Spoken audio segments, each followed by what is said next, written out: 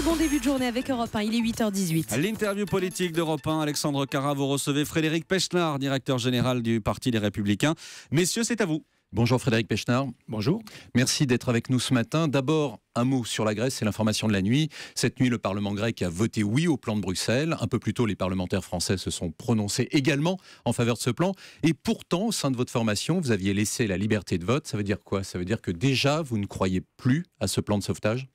À vrai dire, c'est pas nous qui n'y croyons plus, c'est M. Tsipras qui n'y croit plus, puisqu'il a fait voter non à son peuple, au peuple grec. Ensuite, derrière, il fait un plan de sauvetage qu'il aurait très bien pu faire si les Grecs avaient voté oui.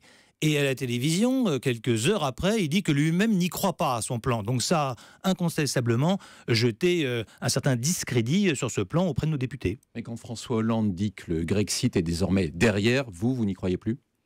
Écoutez, on va voir. Moi, je suis partisan d'attendre et puis d'espérer. Et il est certain que la sortie de la Grèce de la zone euro est une mauvaise chose et qu'il faut essayer de maintenir la Grèce dans la zone euro, mais pas à n'importe quel prix. Donc on va bien voir si dans les semaines ou les mois à venir, eh bien, M. Tsipras honore ses engagements. Et effectivement, l'inquiétude, c'est que d'ores et déjà, dans sa tête peut-être, il envisage de ne pas les tenir. Hier, le président de la République était à Marseille et de façon un peu impromptue, il a annoncé qu'un attentat avait été déjoué. Du coup, Bernard Cazeneuve, le ministre de l'Intérieur, a été obligé d'improviser dans la soirée une conférence de presse. Est-ce que cette manière de communiquer est la bonne méthode de parler aux Français du terrorisme ? Je ne pense pas. Je ne pense pas parce que, d'abord, communiquer sur des affaires en cours, c'est toujours une mauvaise chose. On est au milieu du gué, on est à la moitié de la garde à vue. Je ne connais pas spécifiquement cette affaire, mais j'ai participé à de nombreuses gardes à vue en matière de lutte antiterroriste. Et vous avez toujours, pendant le temps de la garde à vue, une audition à faire, une perquisition, peut-être d'autres personnes à aller interpeller. Donc il faut laisser le temps de l'enquête au service de police. Donc d'une part, cette communication était probablement assez prématurée.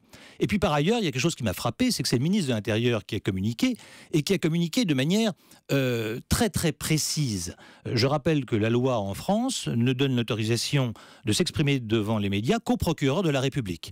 Donc il aurait été probablement plus avisé que le ministre de l'Intérieur pouvait tout à fait prendre la parole pour indiquer globalement ce qui s'était passé, et après c'était le rôle du procureur dans notre pays que de rentrer dans les détails s'il estimait que c'était nécessaire. Frédéric Pechnard, ce que vous nous dites ce matin, c'est qu'il y a une instrumentalisation de la lutte antiterroriste par le gouvernement? Je pense en tout cas qu'il y a une volonté de communication politique et non pas uniquement de lutte antiterroriste. On voit bien que l'unité nationale tant défendue par le Parti socialiste vole en éclats aujourd'hui, puisqu'il y a une volonté d'appropriation politique, probablement pour masquer un certain nombre d'échecs ou de difficultés du gouvernement dans le domaine du chômage ou économique. Est-ce que le plan Vigipirate est aujourd'hui adapté à la nouvelle donne de la guerre contre le terrorisme? C'est-à-dire qu'on a le sentiment aujourd'hui que la menace est quotidienne. Est-ce qu'on peut se permettre de maintenir le plan Vigipirate tel qu'il est aujourd'hui très longtemps? Je pense que la vision du plan Vigipirate est une vision, celle qui est mise en place actuellement, qui est une vision très archaïque des choses. C'est-à-dire que quand on essaye de protéger 5000 sites, quand le président de la République dit « je vais faire protéger tous les sites Seveso », c'est-à-dire plus de 1000. Il faut savoir que pour protéger un site 24 heures sur 24, vous avez besoin de 8 policiers qui se... si vous protégez 10 000 cibles... Excusez-moi, ça veut dire que là encore, c'est de la communication. On n'a de toute façon pas les moyens d'appliquer ce plan? Mais bien sûr, si vous avez 10 000 cibles potentielles, et on en aura de toute manière toujours encore plus, mais enfin, imaginons qu'il y ait 10 000 cibles potentielles, ça veut dire qu'il faut 80 000 policiers. Bon, c'est juste impossible. Donc il faut penser à d'autres solutions, des solutions qu'on avait, nous, testées, expérimentées, des solutions plus dynamiques, avec des patrouilles qui bougent. Voilà. Par exemple. Mais enfin, ceci dit, la protection des sites n'est pas, c'est l'aspect le plus visible de Vigipirate, c'est pas le plus important. La lutte contre le terrorisme, c'est du travail des services de renseignement. Donc c'est l'efficacité des services de renseignement. Alors, d'ailleurs, permettez-moi de leur rendre hommage.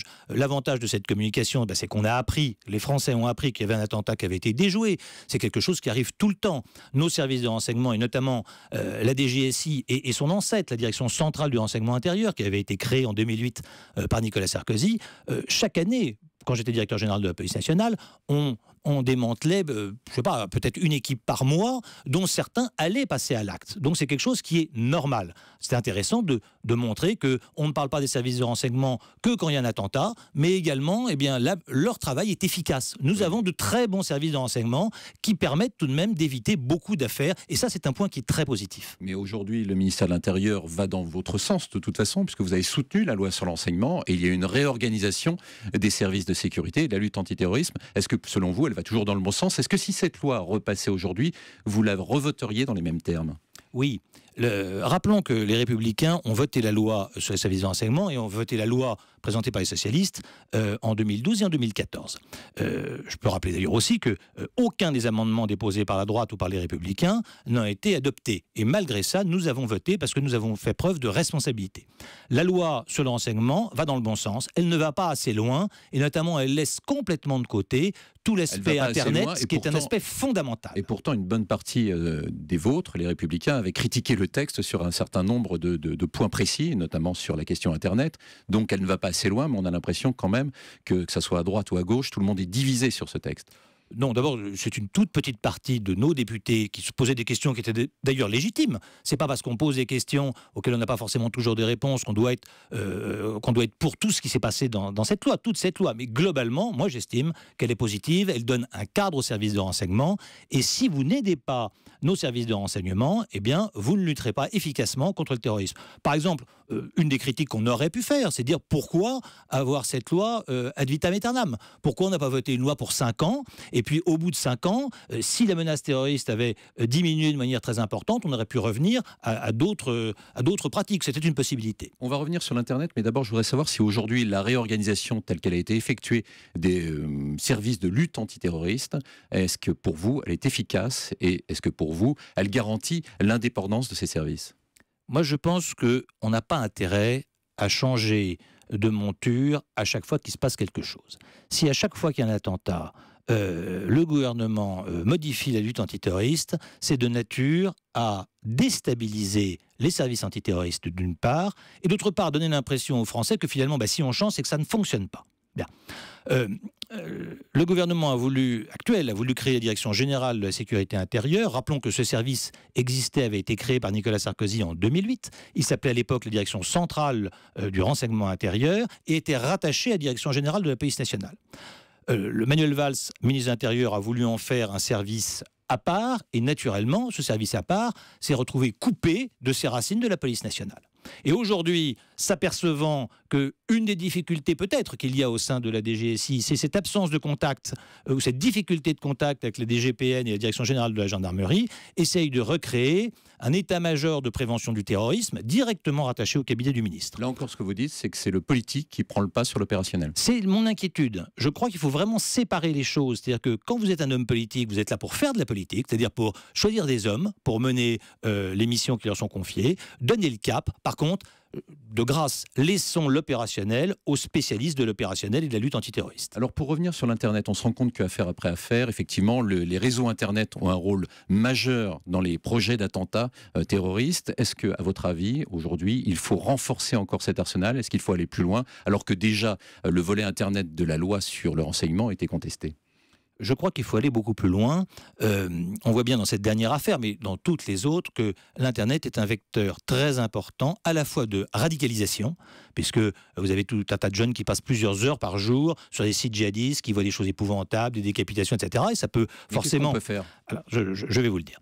Et par ailleurs, on voit bien aussi, notamment dans cette dernière affaire, que Internet est un vecteur d'ordre. C'est-à-dire qu'un certain nombre de jeunes Français vont prendre leurs ordres directement de personnes qui, par le biais d'Internet, peuvent s'exprimer alors qu'ils sont tranquillement réfugiés en Syrie ou en Irak.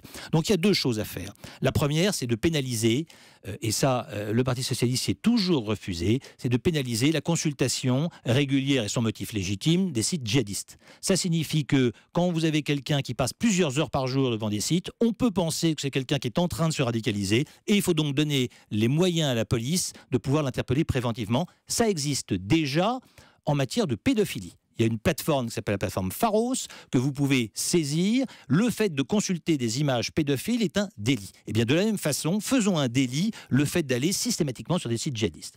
Ça, c'est la première partie.